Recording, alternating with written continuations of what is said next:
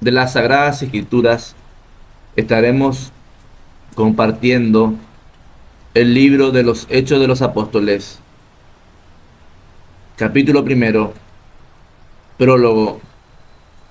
Ya traté en mi primer libro, querido Teófilo, de todo lo que Jesús hizo y enseñó desde el principio hasta el día en que subió al cielo, después de haber dado sus instrucciones bajo la acción del Espíritu Santo a los apóstoles que había elegido.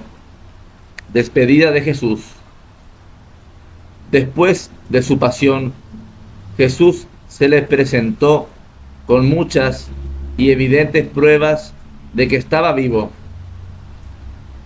apareciéndoseles durante 40 días y hablándoles del reino de Dios.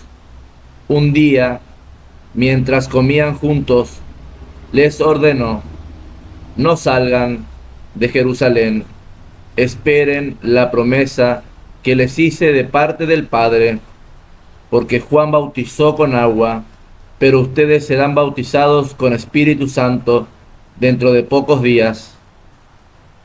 Los que le acompañaban le preguntaron: Señor, ¿vas a restablecer ahora el reino de Israel? Él les dijo: no les toca a ustedes conocer los tiempos o momentos que el Padre ha establecido con su autoridad. Ustedes recibirán la fuerza del Espíritu Santo. Él vendrá sobre ustedes para que sean mis testigos en Jerusalén, en toda Judea, en Samaria y hasta los extremos de la tierra. Ascensión. Después de decir esto, lo vieron elevarse hasta que una nube lo ocultó de su vista. Cuando estaban mirando atentamente al cielo mientras él se iba, se acercaron dos hombres con vestidos blancos y les dijeron: Galileos, ¿por qué se han quedado mirando al cielo? Este Jesús que de entre ustedes ha sido llevado al cielo, vendrá de la misma manera que lo han visto irse. La iglesia en Jerusalén, la primera comunidad, elección del sucesor de Judas. Entonces regresaron a Jerusalén desde el monte llamado de los Olivos, que dista de Jerusalén tan solo lo que se permitía caminar en sábado. Cuando llegaron, subieron al piso superior donde se alojaban.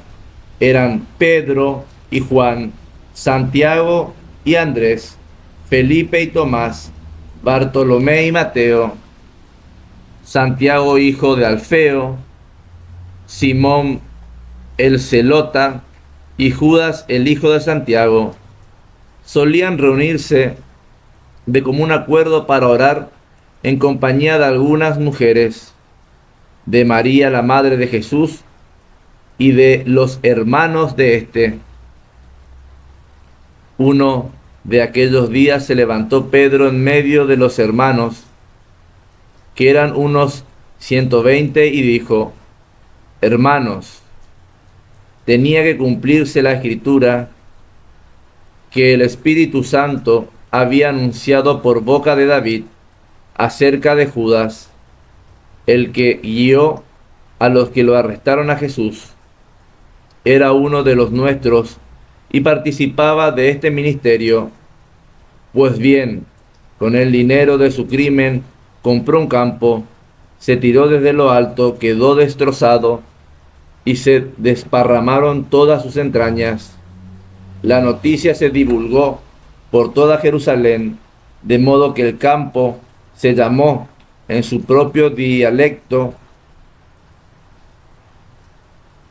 Aceldama, es decir, campo de sangre. Así está escrito en el libro de los Salmos: que su morada quede desierta y no haya quien la habite. y también que otro ocupe su cargo. Es necesario, por lo tanto, que uno de los que nos acompañaron durante todo el tiempo que el Señor Jesús estuvo con nosotros, comenzando desde el bautismo de Juan hasta el día en que fue elevado a los cielos, entre a formar parte de nuestro grupo, para que sea, junto con nosotros, testigo de su resurrección. Presentaron a dos, a José,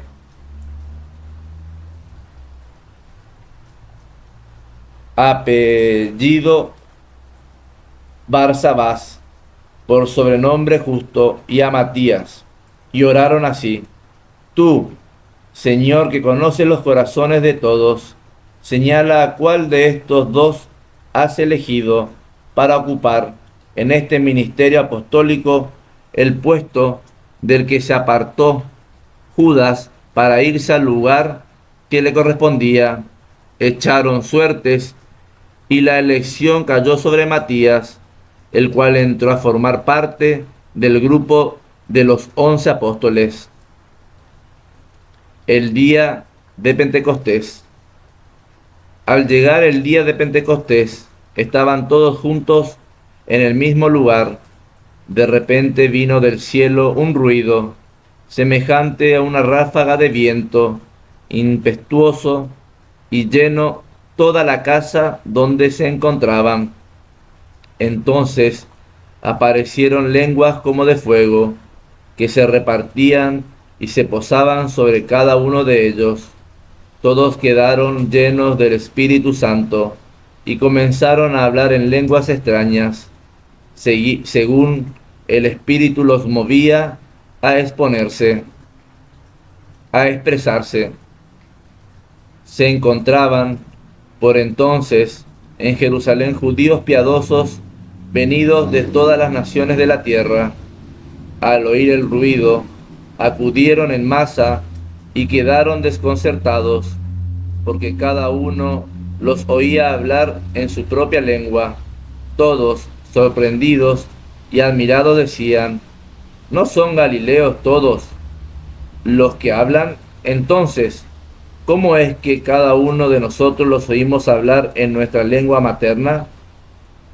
Partos, medos, elamitas y los que vivimos en Mesopotamia, Judea, Capadocia, el Ponto y Asia, Frigia, Panfilia, Egipto y la parte de Libia que limita con Cirene, los romanos que estamos de paso, judíos y proselitos, cretenses y árabes, todos los oímos proclamar en nuestras lenguas las grandezas de Dios. Estaban todos desconcertados y confundidos y comentaban: ¿qué significa esto? Otros, por el contrario, se burlaban y decían: están borrachos. Discurso de Pedro. Entonces Pedro, poniéndose de pie junto con los 11, levantó la voz y declaró solemnemente: Judíos y habitantes de todas de Jerusalén, fíjese bien en lo que pasa y atiendan a mis palabras. Estos no están borrachos, como ustedes piensan, pues son las 9 de la mañana. Lo que ocurre es que se ha cumplido lo que dijo el profeta Joel. En los últimos días, dice Dios, derramaré mi espíritu sobre todo hombre, y profetizarán sus hijos y sus hijas, sus jóvenes tendrán visiones, y sus ancianos sueños. Sobre mis siervos y mis siervas derramaré mi espíritu en aquellos días, y profetizarán, y haré prodigios arriba en el cielo, y señales abajo en la tierra, sangre y fuego y torbellinos de humo.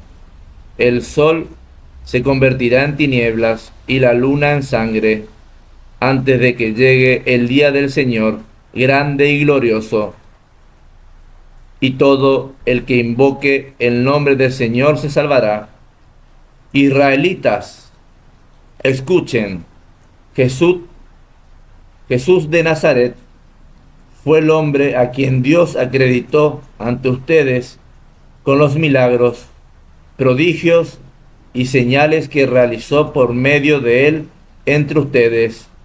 Como bien lo saben, Dios lo entregó conforme al plan que tenía previsto y determinado, y ustedes, valiéndose de los impíos, lo crucificaron y lo mataron.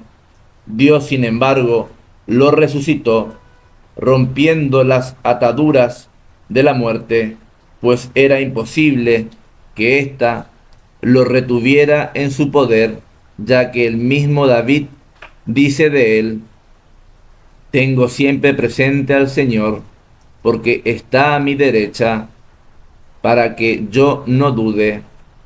Por eso se goza mi corazón, se alegra mi lengua, y todo mi ser descansa confiado, porque no entregarás al abismo ni permitirás que tu fiel experimente la corrupción. Me enseñaste los caminos de la vida, y me saciarás de alegría en tu presencia. Hermanos, permítanme decirles con franqueza que el patriarca David murió y fue sepultado, y su sepulcro aún se conserva entre nosotros.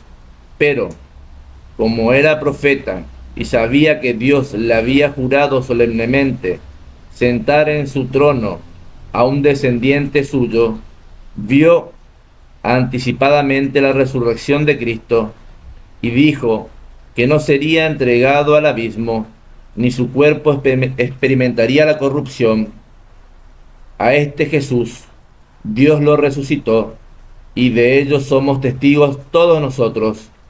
El poder de Dios lo ha exaltado, y él, habiendo recibido del Padre el Espíritu Santo, prometió, lo ha derramado, como ahora lo están viendo y oyendo, porque David no subió a los cielos, pero él mismo dice: dijo el Señor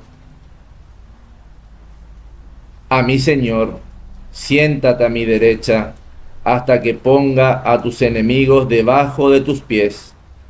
Sepan, pues, con plena seguridad, todos los israelitas, que Dios ha constituido Señor y Mesías a este Jesús a quien ustedes crucificaron. Estas palabras les llegaron hasta el fondo del corazón, y le preguntaron a Pedro y a los demás apóstoles: ¿qué tenemos que hacer, hermanos?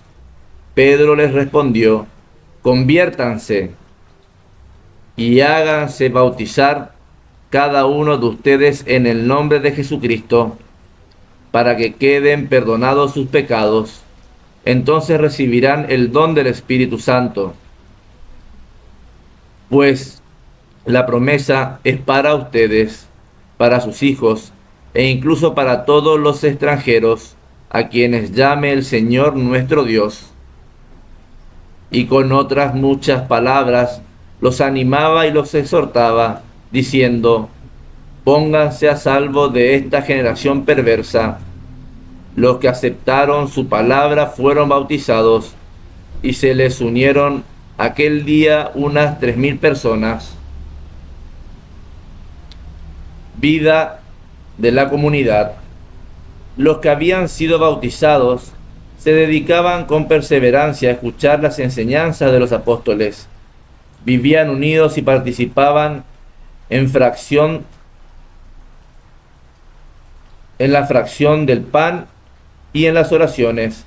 Todos estaban impresionados, porque eran muchos los prodigios y señales realizadas por los apóstoles. Todos los creyentes vivían unidos y lo tenían todo en común. Vendían sus posesiones y haciendas y distribuían entre todos según las necesidades de cada uno. Con perseverancia acudían diariamente al templo partían el pan en las casas y compartían los alimentos con alegría y sencillez de corazón. Alababan a Dios y se ganaban el aprecio de todo el pueblo. Por su parte, el Señor cada día agregaba al grupo de los creyentes aquellos que aceptaban la salvación.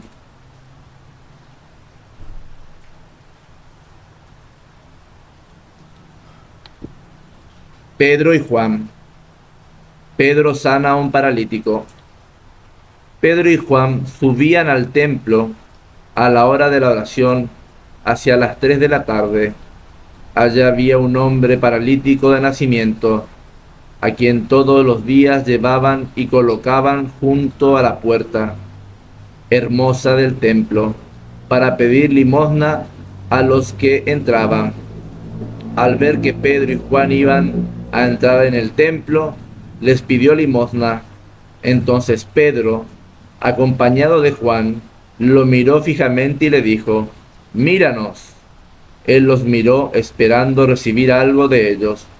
Pedro le dijo: no tengo plata ni oro, pero te doy lo que tengo. En nombre de Jesucristo Nazareno, camina. Y tomándolo de la mano derecha, lo levantó. Inmediatamente sus pies y sus tobillos se fortalecieron. Se puso en pie de un salto y comenzó a caminar.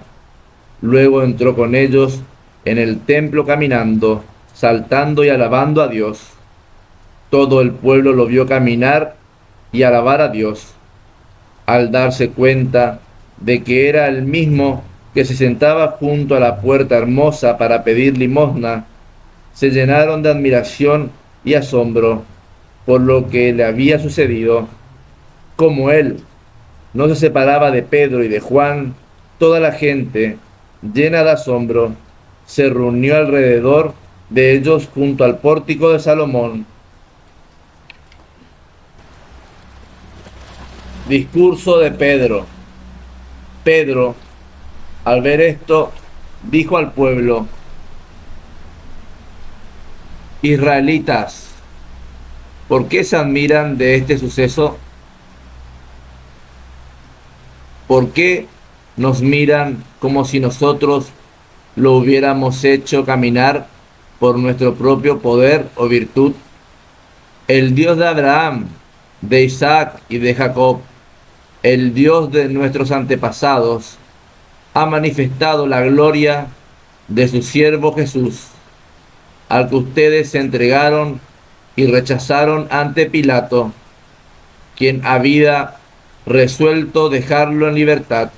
Ustedes rechazaron al santo y al justo, pidieron que se diera libertad a un asesino y mataron al autor de la vida, pero Dios lo ha resucitado de entre los muertos y nosotros somos testigos de ellos.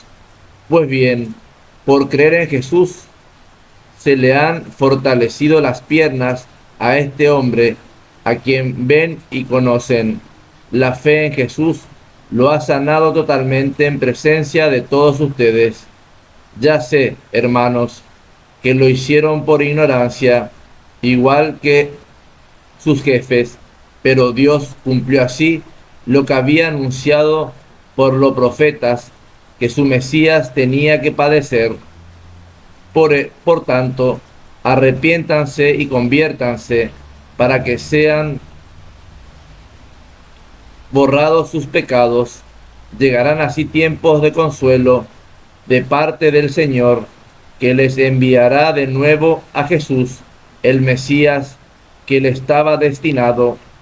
El cielo debe retenerlo hasta que lleguen los tiempos en que todo sea restaurado, como anunció Dios por boca de los santos profetas en el pasado. Moisés, en efecto, en el pasado, Moisés, en efecto, dijo: el Señor, su Dios, le suscitará de entre sus hermanos un profeta como yo. escuchen todo lo que les digo, y el que no escuche a este profeta será excluido del pueblo. Todos los profetas de Samuel en adelante anunciaron estos días. Ustedes son los descendientes de los profetas y de la alianza que Dios estableció con sus antepasados, diciendo a Abraham: a través de tu descendencia serán bendecidas todas las familias de la tierra. Por ustedes, en primer término, Dios ha suscitado a su siervo enviándolo como bendición para que cada uno se convierta de sus maldades. Hasta aquí el final del capítulo 3 de los Hechos de los Apóstoles.